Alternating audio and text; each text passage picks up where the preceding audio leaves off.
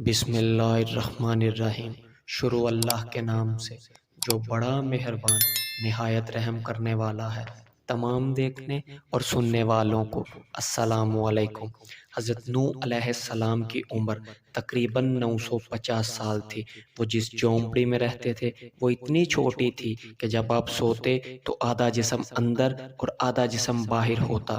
جب حضرت اسرائیل علیہ السلام روح قبض کرنے آئے تو آپ نے اتنے سال اس جھونپڑی میں گزار دیے، آپ چاہتے تو اچھا گھر بنا سکتے تھے۔ حضرت نوح علیہ السلام نے جواب دیا، میں نے تمہارے انتظار میں اتنا عرصہ گزار دیا۔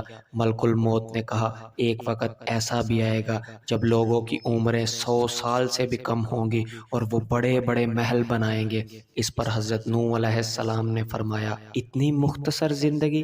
اگر میں اس زمانے میں ہوتا تو اپنا سر سجدے سے ہی نہ اٹھاتا۔ اللہ اکبر۔ ایک روز مامون کے دربار میں ایک عورت نے آ کر فریاد کی، اے میرے بھائی کا انتقال ہو گیا ہے، اس نے ترکا میں 600 اشرفیاں چھوڑی ہیں، مجھے میرا حق دلایا جائے۔ مامون نے ذرا سکونت کیا اور دل ہی دل میں غور کیا اور حساب لگایا اور کہا، تمہارا حصہ ایک ہی اشرفی بنتا ہے۔ عورت یہ سن کر حیران رہ گئی۔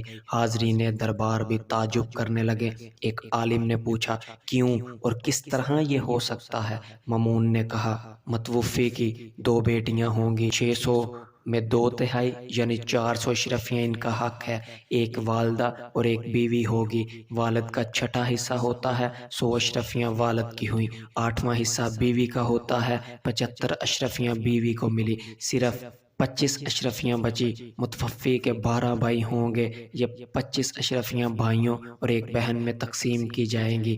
بہن سے بھائی کا حصہ 2 چند ہوتا ہے، ہر ایک بھائی کے حصے میں 2 اشرفیاں اور بہن کے حصے میں 1 اشرفی ہوگی۔ جب عورت سے دریافت کیا گیا تو اس نے بتایا، واقعی متوفی نے یہ وارث چھوڑے ہیں۔ مامون کی حساب دانی اور معاملہ فہمی پر اہل دربار دنگ رہ گئے۔ اللہ پاک ہم سب کو سمجھنے کی توفیق عطا فرمائے۔ اللہ پاک ہم سب کو اپنے حفظ و ایمان میں رکھے۔ وسلام۔